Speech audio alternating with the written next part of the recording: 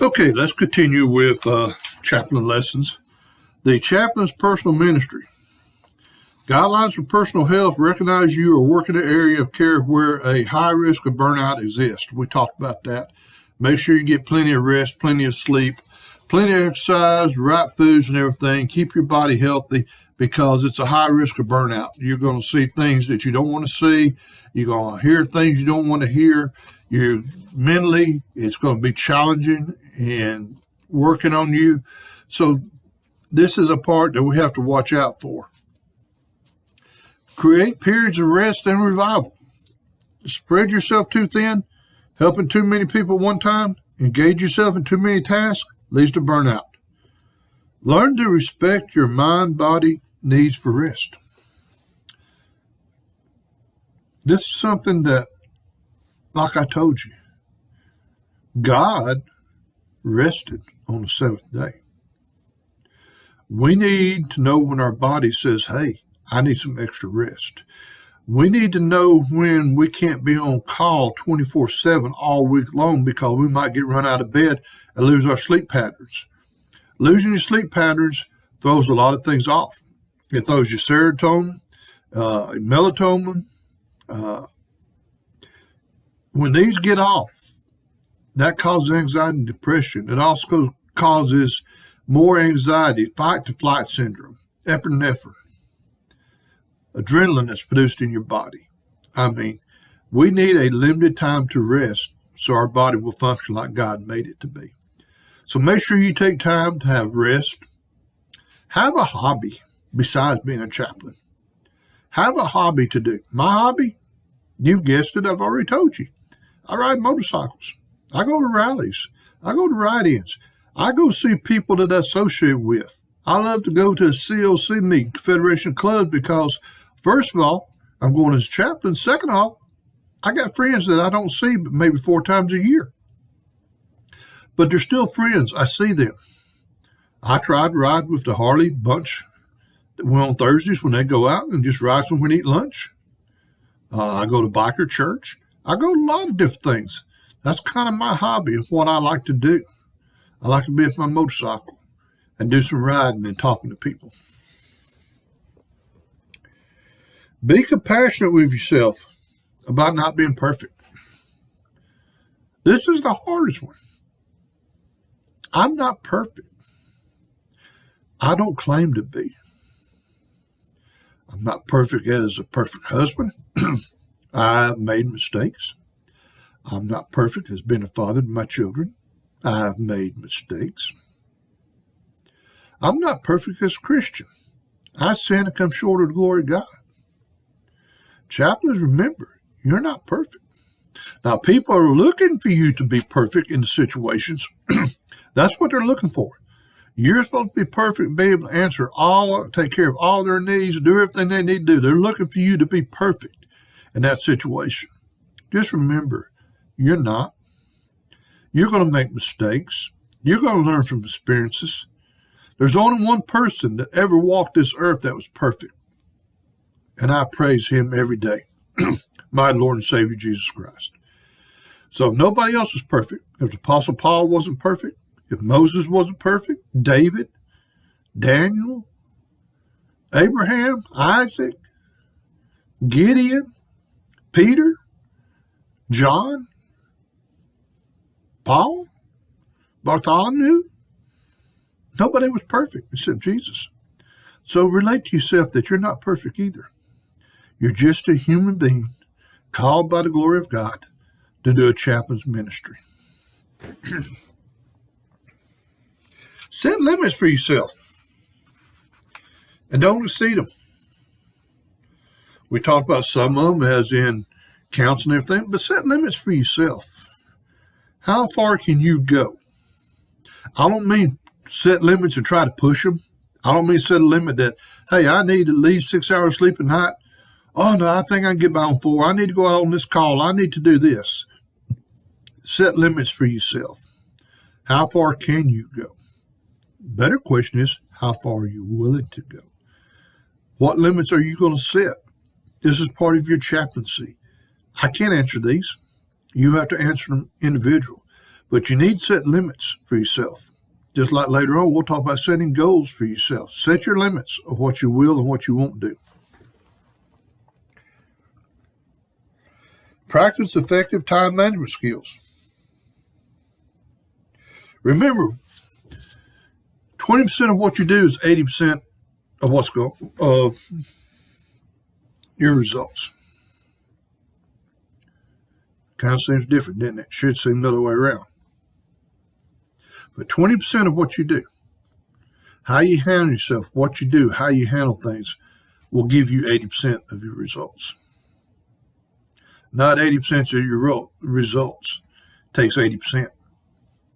It's what you do for 20%. So be realistic about what you can do and what you can't do.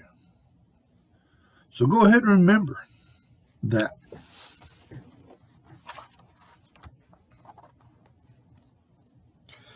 Cultivate a personal support system. It's very important.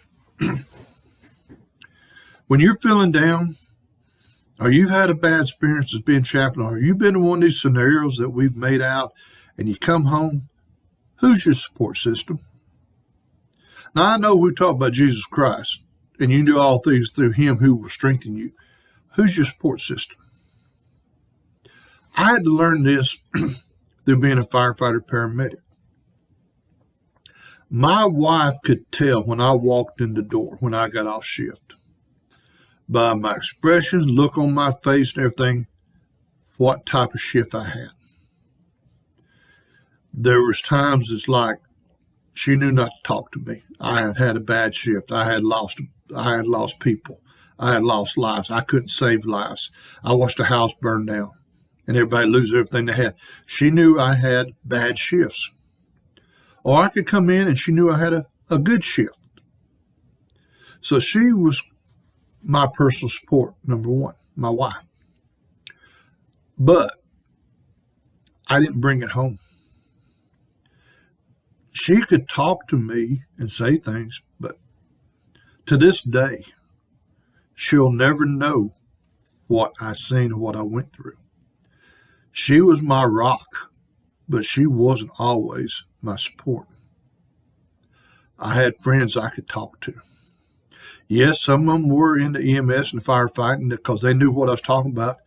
And some of them were just ministers that I could sit down and I could ask the famous question, why? Why did God let this happen? You will hear that a lot as you be a chaplain. Why did God let this happen? Why did this have to happen? So I had other ministers that could sit down and say, well, Gary, let's look at the scriptures. Let's read this and help me. You need to develop a very good support team around you, whether it's your best friend, your family could be part of it, whether it's your minister, or whoever it is. You need to have somebody that if you wake up in the middle of the night having a nightmare, besides your wife saying, hey, it'll be okay. Because believe me, she has sat up and seen me sweated down everything. Of everything I've seen, I have post-traumatic stress syndrome. I do. And she'll just love me, and I go back to sleep. But you need to know somebody, if it's that bad, somebody you pick the phone and call at 3 o'clock in the morning. And they're going to answer. And they'll get out of that bed, and they'll go drink coffee with you, or you'll go talk about it. You need to have a personal support team to help you with this ministry. It will get you through being a chaplain.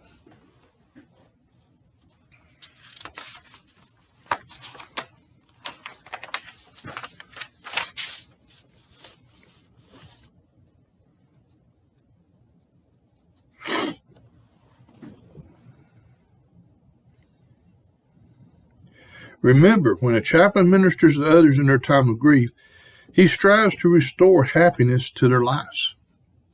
Now, this may not happen immediately, but that's what your job is. You come in a bad situation and you try to restore some sort of meaning to their lives in this situation. Or you're counseling and you're trying to give some support, some way to make their lives better. Remember, you're a minister as a chaplain. You always want to try to make things better, not worse. So remember what we talked about earlier about listening about not injecting your opinions into doing things. You always want to strive to make things better, if at all possible. Now, this ain't always going to be possible. And that's when you have to learn how to handle and be calm and know it's going to take time. We talked about this earlier, but we'll go back over it. Develop healthy eating, sleeping, and exercise patterns. Don't neglect these. You eat a bunch of carbs and all that without the proteins, then your muscles start to break down. Okay?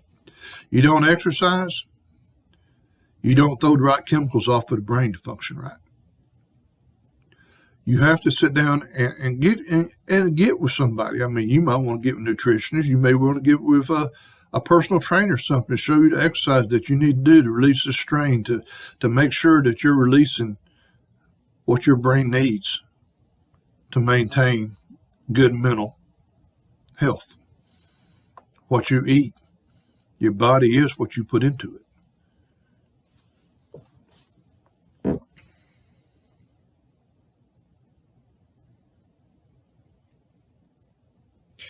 God called you. We've said this, that you were led to this page, you were led to take this chaplain's course. God called you. And it depends on you to serve those in your care. That's what God did. He called you. He called me to be a chaplain. Proud to be a chaplain in this ministry. But he expects me to be able to take care of other people. He expects me to mentally be prepared, physically be prepared, emotionally be prepared, to study, to learn, to stay in his word, to take extra classes on how to be a better chaplain, to take classes on leadership, to take classes on anything that you will do as a chaplain to make you better. This is a calling or a passion. And if you have a passion for something, you will practice. I know my daughter's passion is to shoot professional archery. Now, my daughter will probably shoot at least 400 to 500 arrows a week and practice judging yardage. I know when we went to James Madison University and she was trying to shoot for the world team to go to France. Before we got there, in about 3 short months, she had shot over 600 arrows. Matter of fact, we had to rebuild her strings, we had to rebuild her bow and set it back up. She had practiced so much because she wanted so much to be on that team. That's what it takes, practice, learn how to do things. And it takes that as being a chaplain. When we was in the fire service, what did we do? We practiced. You know, you had 1 minute to put your whole turnout gear on, air pack and all. We didn't get that way by just doing it once every year. We practice over and over. We practice how to drag a hose. We practice how to get water, how to run the pump, how to do things. We practice daily. It's what we had to do. As a paramedic, I had to do continuing educations. Basically, every 2 years, 100 hours of hard training. As a chaplain, you just can't get certificates, sit down. You need to learn, do internships, go and listen to what other people have to say. Get together with other chaplains, get together with ministers, get together with people that deal with these emergencies. Check out your EMA, Emergency Management Association. Sometimes they have courses that you can learn, but you need to continually keep your education. So now it's time to take another break. And we will get back into being a chaplain.